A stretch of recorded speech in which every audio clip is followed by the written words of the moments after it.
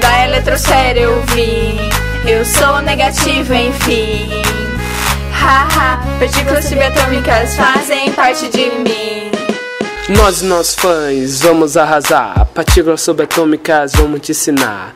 Esse é o quark de que vamos falar, mas sozinho não queremos encontrar. Azul, vermelho ou verde ele pode se tornar. Há uma força que não deixa escapar.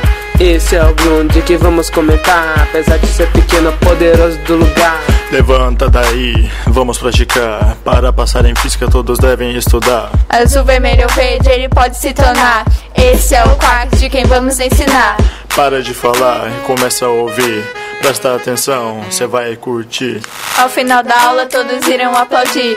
Já tá na hora de se divertir. Do quark e o Glow nós vamos falar, mas é com o neutrino que iremos começar. Mais leve que um elétron irá se tornar. Partícula fantasma, assim pode chamar.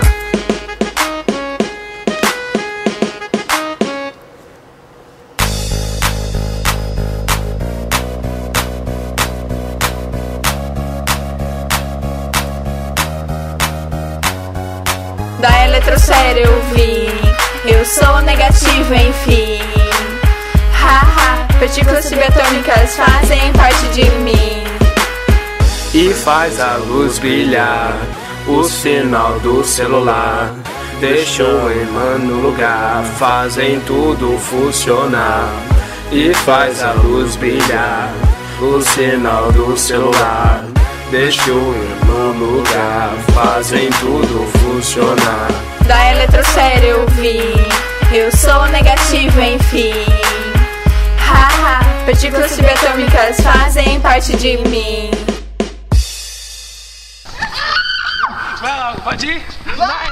Para de gritar muito alto, vai! Vai!